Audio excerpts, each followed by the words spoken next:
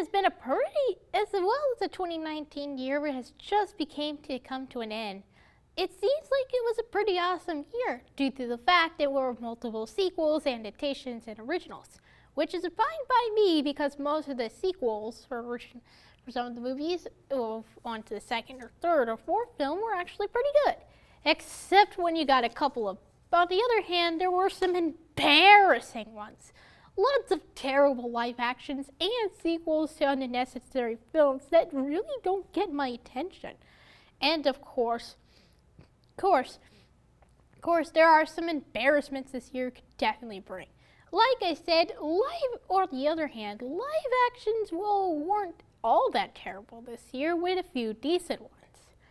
But let's take a look at the ones that the only 5 of these films will be. It's going to be a tough choice, but only 5 of these films will be fondly remembered.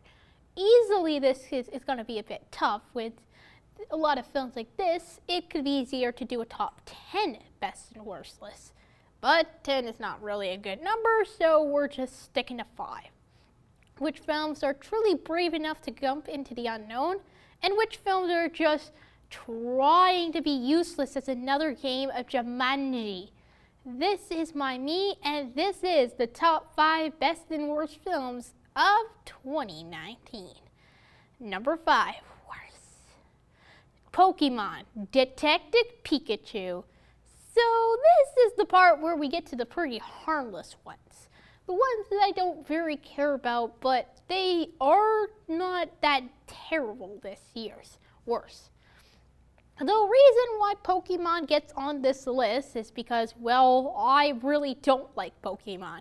And also, who decided this would be a good idea for a film and make it even worse?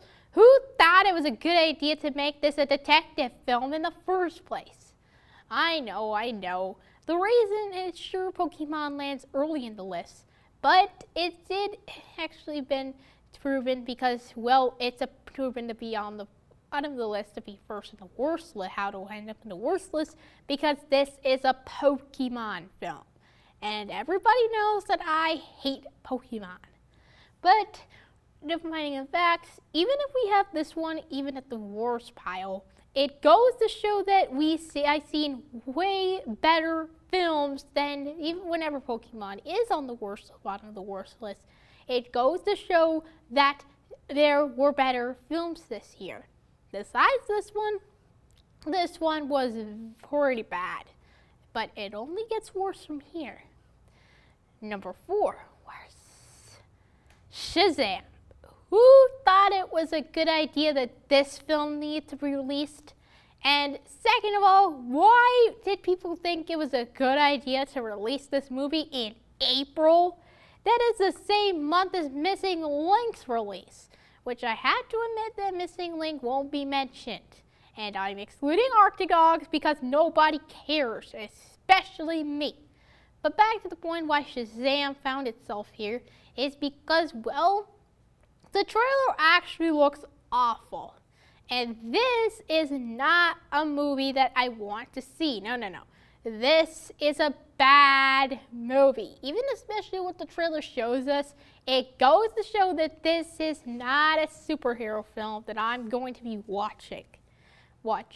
Especially they're making, right about now, they are making another one either this year, the 2022 or 2023. And I am not going to be happy about that. Number 3, worse. Jumanji, the next level. Okay, so this is the point where this is the point where I start becoming not Mr. Nice Guy anymore. This is the point that we get to some of the worst ones out on the list. And this one's gotta be bad to begin with. First of all, the trailer is terrible. Second of all, this is a sequel to Jumanji. Second of all, this is another Jumanji film, and everybody knows that I hate Jumanji, and this movie was going to be a lot worse than the third one. Also, third of all, why was it a good idea to release this as the same month as Blue? And also a good idea to release this movie 2 years after the last one. And to make matters worse, they do the same thing like they did last time. Have all the people go into another video game, transport themselves in another ridiculous Jumanji game, and then bring the grandpa with them. And then this is a search and survival adventure, and it just doesn't end, doesn't it? I like to say that this is a film that I consider for the Jumanji fans, but I am not a fan, and this is not what and basically the fact is I'm annoyed that this movie actually got to release in theaters anyway, especially after 2 years after the last Jumanji. Number 2, Breakthrough. Well, yeah, this is gonna be one of the bad ones on the list. This is gonna be the stupidest idea that was ever created. Just about a kid who falls through the ice and gets hospitalized for the whole film. And that's basically it. And everybody think this is a good idea. To me, this sounds like a terrible idea for a movie. It doesn't get even worse that this movie was actually released in March. And it doesn't help that it is based off a true story. They just want to have a kid be in a state of emergency for about an hour, and just, who wants to see a kid fall through the ice and gets hospitalized for the whole film? Not me. Even if this is the worst one on the list, it got close to being the worst one of the year. Well, I don't think that is so. And the number 1 worst film of 2019 is, oh boy, here we go, Castaway. Now, to point out, this is not a 2019 movie, but I seen it during 2019, so it counts. But what makes this movie the worst of the year is because this movie does nothing. Nothing. It's just about a guy who gets stranded on an island for an hour and he does nothing. Does random stuff all he does is boring stuff and talks to a volleyball. And this movie doesn't even get better from here. And Wilson doesn't even make this thing even better as well, because Wilson just makes I don't think he does anything, but just him stranded on an island doing nothing is just the worst we can get out of this movie. And it doesn't stop because he keeps getting lost at the end of the movie, but he does nothing. Nothing. And unfortunately, this is going to be the worst movie that we could ever get for 2019. Sorry I have to do this, but I have to do it because it's a terrible movie. I didn't even sign up to go on this train wreck anyway. Okay, moving on to the honorable mentions. So these, of course, reminder, are not some of the best ones for the year, but they could have been a lot worse, especially as looking at their first look and what they are. They could have been judged a little more offensively, and these expectations are set to pretty low for these ones. But that's no exception, still an exception for what they could be being decent. And for the honorable mentions, Jimmy Neutron, boy genius. Genius, not the best movie, especially this being the only animated movie on the honorable mentions list. They still had some pretty bad moments in there, but they were still able to balance it out with good voice acting and great moments to make it at least enjoyable. At least a little bit enjoyable. A Dog's Way Home. It could have been mostly the story had some mediocre and some weak points.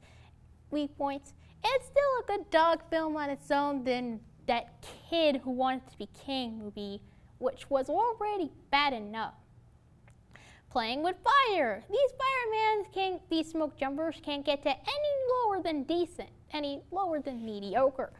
But they still had it, the story and the guys, the children apartment, whatever that's called, the agency, was very obnoxious. but they still had some great voice acting and some great balance of kid shenanigan moments and heartwarming moments to at least make it decent. The Lion King, not the best remake they could do, but since it felt like the same, still had some things, had felt kind of the same as the classic. And yeah, they did do some things that were still good, pretty enjoyable, but it still felt like the same results as the classic version. Dora and the Lost City of Gold I felt a little off the fence with this one, especially this being a live action film, and especially the story was kind of weak, and I didn't like that Dora was made fun of for being herself. But they still had some great characters, the characters were still enjoyable, the voice acting was still great, and they had the fantastic antagonists and a few enjoyable moments and songs to at least make this at least somehow decent. Decent and not as terrible as this live action could be. And live action. Descendants 3. Sure, weaker than Descendants 2 with a more weaker story, and Mile lying to her friends is a little too much for this, and Mile lying to her friends made Mile feel out of character and crossed the line too much. However, they still tried on the story, the characters are still enjoyable, and the voice acting is still great, and they still have the great catchy songs and the great dance numbers to give these villain kids at least some substance. And the antagonist, Andrea, and they still had similar to Dora, this still had a great antagonist being Andrea. And of course her villain Queen of Mean look actually adds extra points for being actually gives this extra points because I really like, and the costume designs for the characters are really nice too. And finally, A Dog's Journey. Dog's Journey sure had a weak story and a few obnoxious characters, including the boyfriend, but it still tried its best to being something, trying its best to be as decent as the first one, but not over the top too much. These are not the best movies that we could expect from this year, but they are still nice to being at least decent. And before I get to the best list, I do want to talk about the animated movies who did not get into the list. I'll make a quick mention of the judgment of how good they are. Just a quick mention, a summary how they were, and order of release, to at least show that they still had some good, at least attempt to try and make the best list. Starting off with Wonder Park first. It was a good movie apparently, even though a lot of people didn't like it, but in my personal opinion, it was still a great movie for what it is. But for some reason I like it. And I think releasing the Wingaroo pack on the day of the movie's release was a nice bonus. Releasing the Papa Wingaroo pack with the movie is actually, for the Papa Pals app, was a nice bonus. For Ugly Dolls, yeah, kind of over Ugly Dolls. I judged this one a bit too quickly on its teaser trailer, but I did change my mind and see this, and a lot of people didn't like this one for what it was. I didn't think this was terrible. And of course, they're not ugly. This movie was still good for what it is. It still had what made it enjoyable. I mean, it didn't get itself on a spot on the best. We a bit, ones who are disliked this one are a bit happy that this one didn't get onto the best list. But I did like the story, the characters were great. But a lot of people are annoyed by the pop songs and the voice acting, but I didn't really mind the voice acting and the songs in general because the songs and the voice acting was actually great for this movie. Toy Story 4. This is the one everybody was I think this was the only one everybody was a bit upset that didn't make it into, the best list. But I'll give it a quick mention so you guys don't have to get upset about it. Sure, I think it was kind of a bit unnecessary to make another one of these, but I did eventually see it and it wasn't that bad. I mean, it was still good for a Pixar film. film, and a couple people said that they think the Forky joke got kind of repetitive.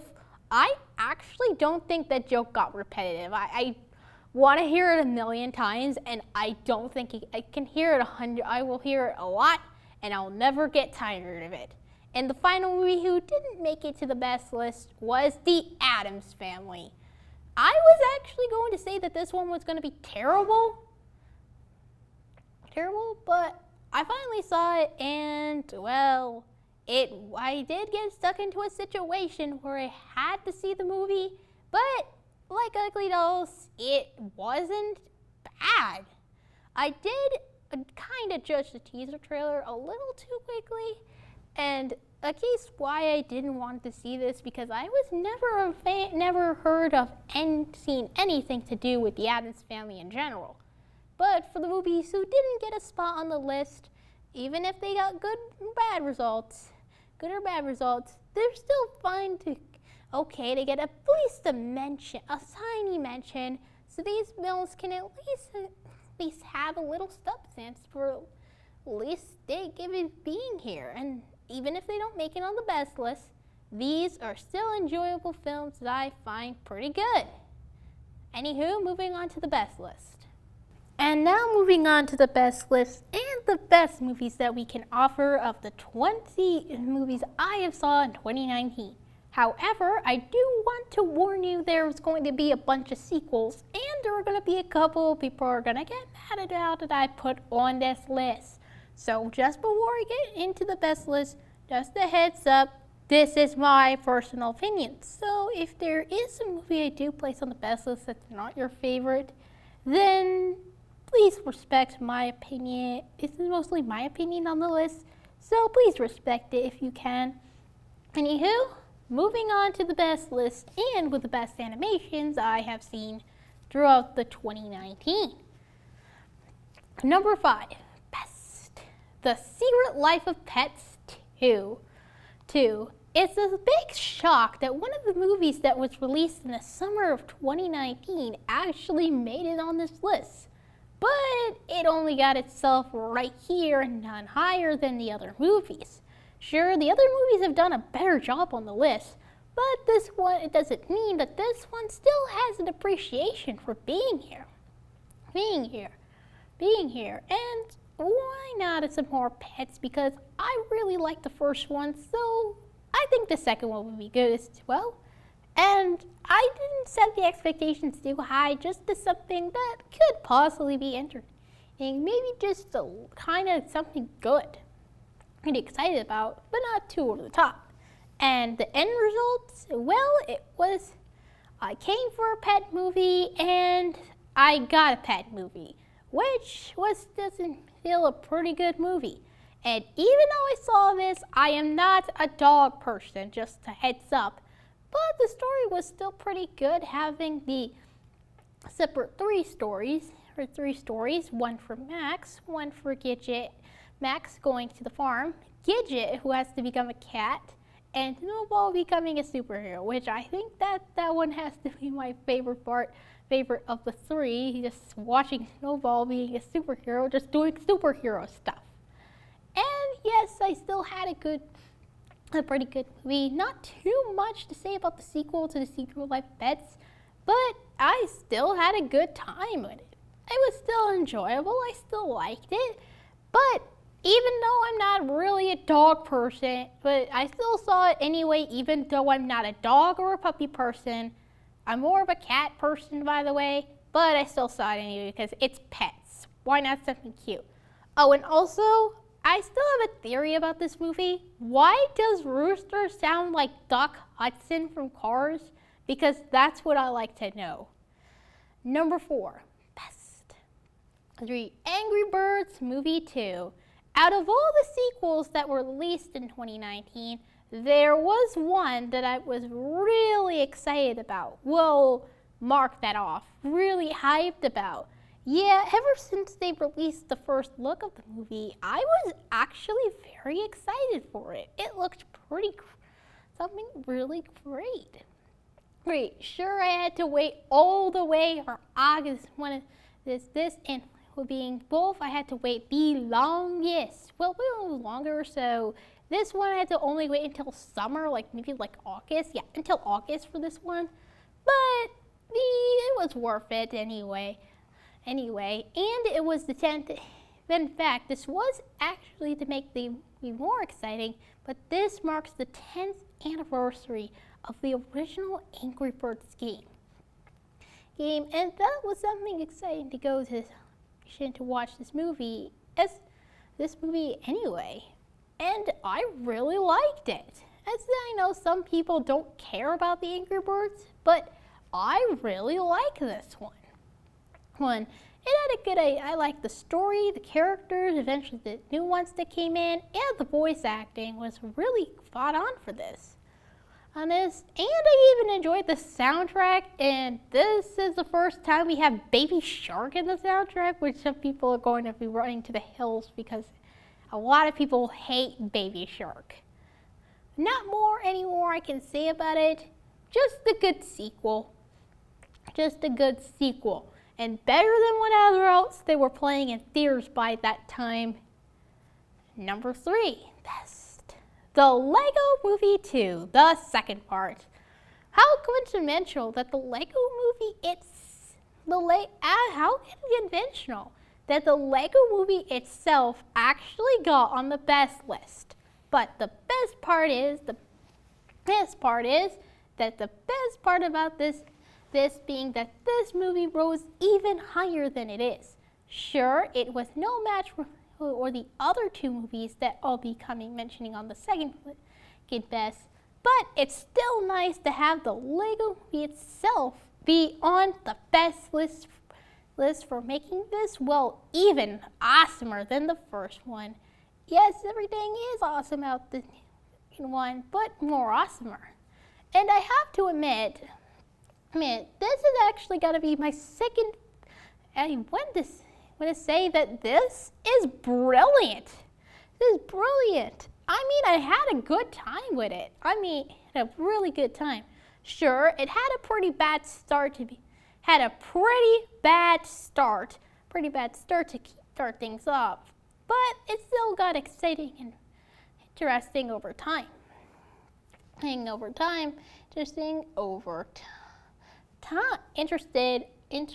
time. And I have to say, it's actually even better than the first one. And Ninjago, which I thought Ninjago was okay. It wasn't a terrible movie, but it was better than Leap and Lego and China shows, because those shows were really bad.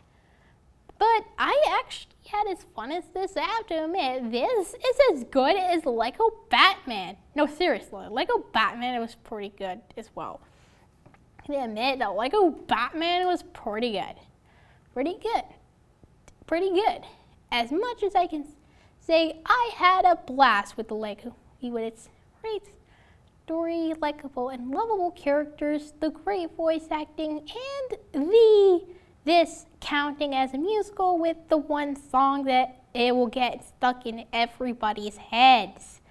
Well, they've had to put an earworm in this, no offense. Number 2, best.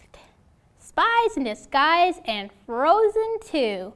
Well, this is a coincidental. This is a two-way tie. But what's even shocking that a Disney movie actually got in second place. Well, this is my list, so it's my opinion. So I think Frozen 2, the others would put. I know that Frozen 2 had a wide variety, had a crazy wild variety.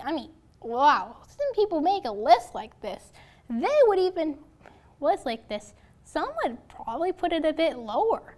But I wanted to move it up to a spot.